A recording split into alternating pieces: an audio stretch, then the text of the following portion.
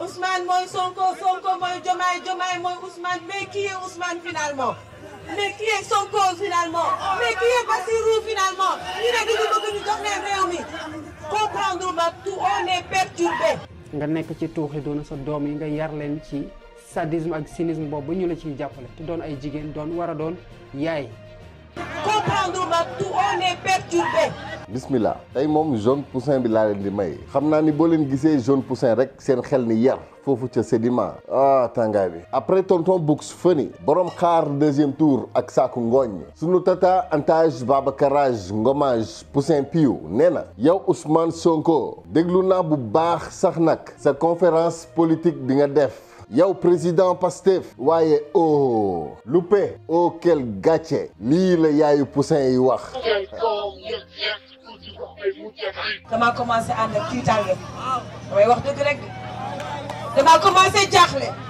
Moi je suis perdu. Comprendre ma tout, on est perturbé. tata Anta dafa réer tata dafa jommi tata daal mu ngi mel ni kooku jot ku rek kawo ma ni mais man li ma bëgg xam mooy ndaw si lan moo ko merloo pourquoi elle en veut autant à ce pays moom borom zéro xawma ñaata %.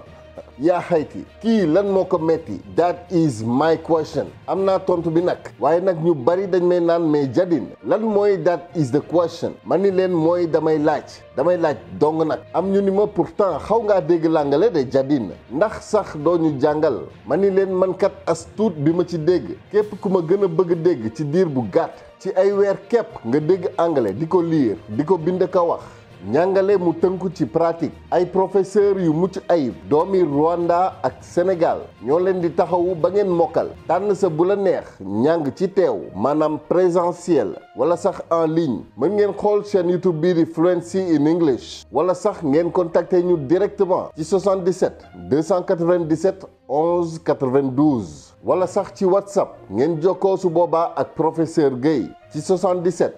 100 00 11 dinaa ci dikkaat nag incha allahu rabbi ku woote bëgg jàng ne leen ko Jadine moo ñu boole man de lii mooy sama code promo ci képp ku ma leen booleel français bi dafa metti anglais bi moo ko gën a yomb fuuf sax laaj leen sunu mbokk gambien yi kon bokk nañu jàngi en attendant nag retournons à nos poussins. Ousmane mooy Sonko, Sonko mooy Diomaye, Diomaye mooy Ousmane. Mais qui est Ousmane finalement? Mais qui est Sonko finalement? Mais qui est Bassirou finalement? ñu ne dañu bëgg ñu jox leen réew mi. Comprendre ma tout, on est perturbé. On est perturbé. Xam ngeen yéen lu wóor ba wóor. Xam ngeen kii lu wóor ba wóor. mooy Anta Babacar mooy Anta Babacar. tata antage babacarage ngomage dafa réer mënul sax comprendre Sonko mooy Diomaye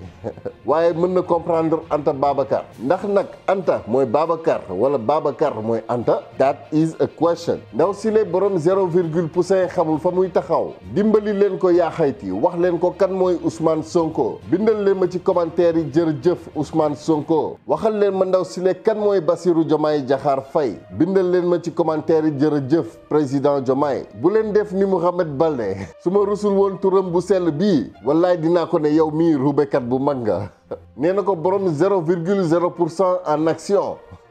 Anta man yow rek laay topp teg ci sama dernière chance borom daaru ne ko yow comprendre Sonko mooy Diomaye tëla nga bëgg comprendre conférence publique ñibbil waay Massamba Pomandé ne ko ey Sonko ba muy wax opposition ñi mënul sax am 1% taxuñu ko woon wax Mamadou Niang moom ne ko urgence baa nga Ndingler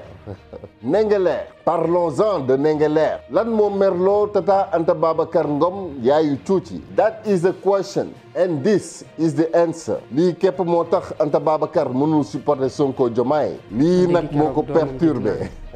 bu waa Ndingler bi ñu leen bàyyi ñu embarqué leen ci politicien en perte de vitesse combat bi mosul doon combat Pastef mosuma di dem ba wax waa Pastef maa ngi dem dañuy jëkk rek gis na maa ngi dem parce que pour man ça n'a rien à voir avec sama objectif wala engagement politique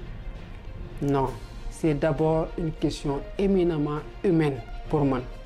ensuite d'incapacité notoire chez moi à regarder l'injustice sans m'indigner mais indigné wu dafa mosul doy ci man indignation bu weesoo le courage d'agir rek parce que ni koy Guy Marius Sagna faral di waxe jëf mooy natukaayu dëgg lenn li nag boo bëggee taxaw bañ ko jooytu ko xeexle ko ñi nga xamante ni ci ñoom la dal defaloo ko di nga féeteeg ñi nga xamante ne ñoo am doole di noote.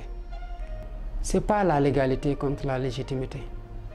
man li ma jàpp mooy boo ñëwee ñaan seeni tool ñu bañ ba mu leer ci yow boo demee wër leen ndomb fexe ba am ko ci papier bi càcc la. ça ne s'appelle pas autrement, c'est du vol. ay termes spoliation yow yu demee noonu sax rafetal la càcc gu wër peng la nga ñëw ñaan ay nit seeni tool ñu bañ jëndoo ko ci ñoom luweeloo woon ko nga dem dugal ko ci sa patrimoine ba pare ñu lay wax ne après avoir acquis les terres on a fait les procédures de régularisation nga nekk ci tuuxi doona sa doom yi nga yar leen ci sadisme ak cynisme boobu ba ñu la ciy jàppale te doon ay jigéen doon war a doon yaay. c'est compliqué mais duñ ko seetaan parce que y a rien qui vaille lu dul li nga jël te weeroo ko leneen lu dul say relation mën a jot ci président de la république mu signé la décret mën a topp une administration boo xamante ne procédure am yu yàlla xam doy na bëgguma ci sax wax sori nga am say papier léegi ne force publique am naa papier défendre leen ko andi gendarmerie teggi woo préfet teg gas ay tranché tere ñu dugg ñu ji nga déq nga awale sa kaw tracteur. allahu akbar.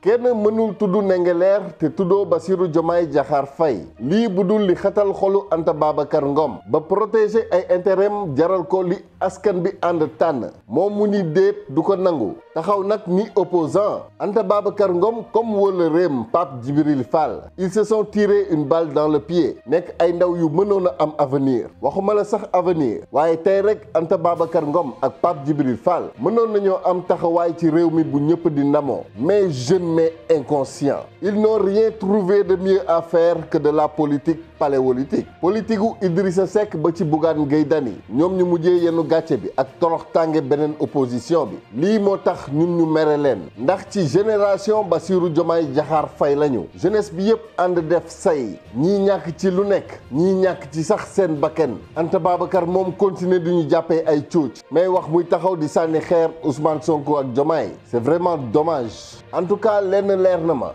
réewum Diomaye ku am jom dëgg mooy fay impôt à bon entendeur nag salaam.